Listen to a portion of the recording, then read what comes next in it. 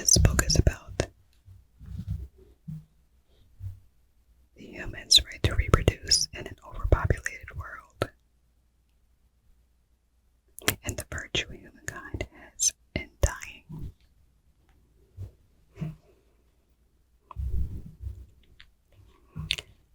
Everything was perfectly swell. There were no prisons, no slums, no insane asylums, no cripples, no poverty.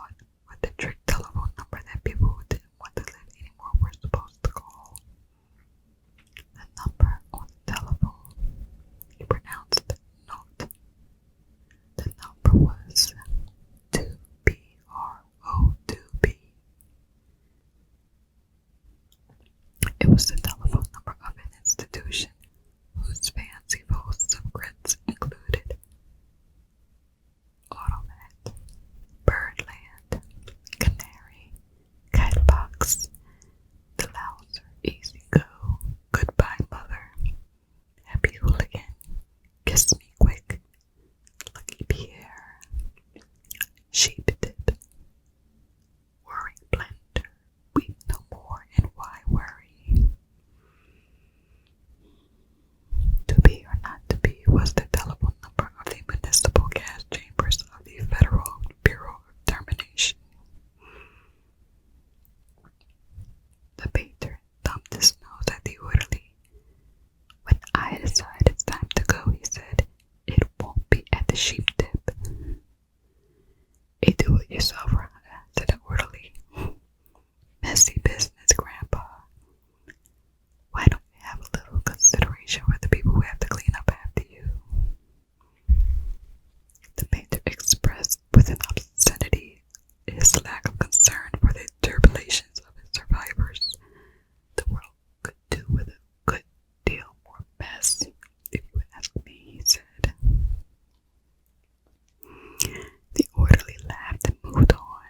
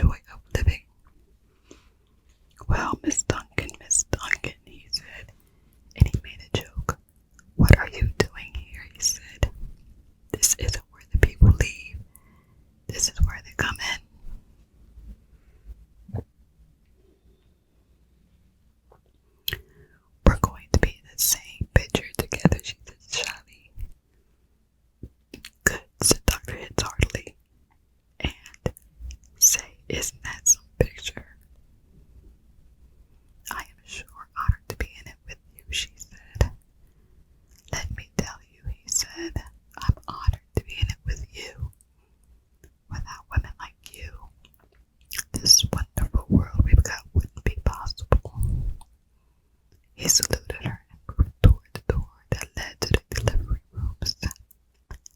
Ketwood was just born, he said. I can't, she said. Triplets, he said. Triplets, she said. She was exclaiming over the illegal implications of triplets. The law said that no newborn child could survive unless the parents of the child could find someone who would volunteer to die. Triplets, if they are all to live, called for 3 volunteers. The parents have volunteers, said Leora Duncan. Last I heard, said Dr. Hitz, they had 1 and were trying to scrape another 2 up. I don't think they made it, she said. Nobody made 3 appointments with us. Nothing but singles going through today. Unless somebody called in after I left. What's the name? Welling, said the waiting father, sitting up, red-eyed and frowsy. Edward K. Welling, Jr. is the name of the happy father-to-be. He raised his right hand, looked at a spot on the wall, gave a hoarsely wretched chuckle.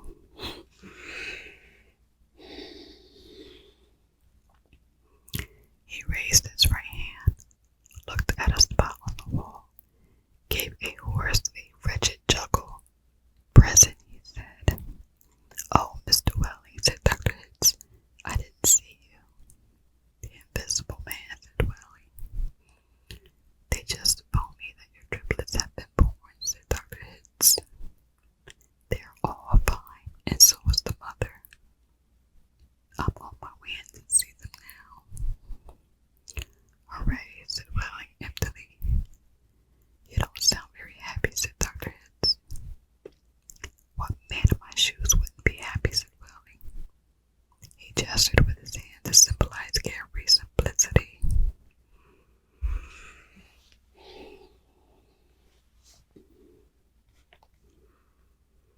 What man in my shoes wouldn't be happy, said Welling. He gestured with his hands to symbolize carefree simplicity. All I have to do is pick out which one of the triplets is going to live, then deliver my maternal grandfather to the happy hooligan and come back here with a receipt. Dr. Hitz became rather severe with Welling, towered over him. You don't believe in population control, Mr. Welling, he said. I think it's perfectly keen, said Welling thoughtfully. Would you like to go back to the good old days when the population of Earth was 20 billion, about to become 40 billion, then 80 billion, then 160 billion? Do you know what a triplet that is, Mr. Welling? Said Hitz. Nope, said Hitz sulkily. A triplet, Mr. Welling, is one of those little knobs, one of the little bubbly grains of a blackberry, said Dr. Hitz. Without population control, human beings would now be packed in this service of this old planet like triplets on a blackberry. Think of it. Welling continued to stare at the same spot on the wall. In the year 2000, said Dr. Hitz, before a scientist stepped in and laid down the law, there wasn't even enough drinking water to go around, and nothing to eat but seaweed. And still, people insisted on their right to reproduce like jackrabbits, and their right, if possible, to live forever. I want those kids, said Welling quietly. I want all 3 of them. Of course you do, said Dr. Hitz. That's only human. I don't want my grandfather to die either, said Welling. Nobody's really happy about taking a close relative to the cat box, said Dr. Hitz gently, sympathetically.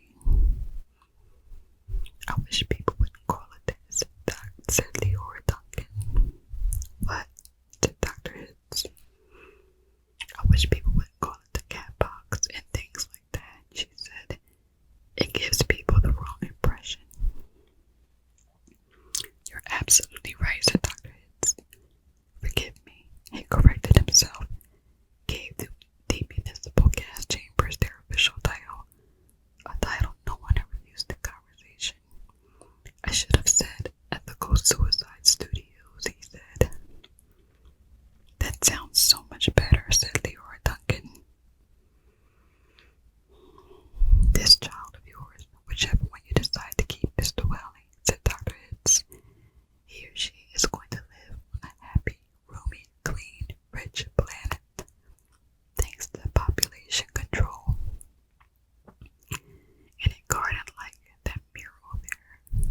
shook his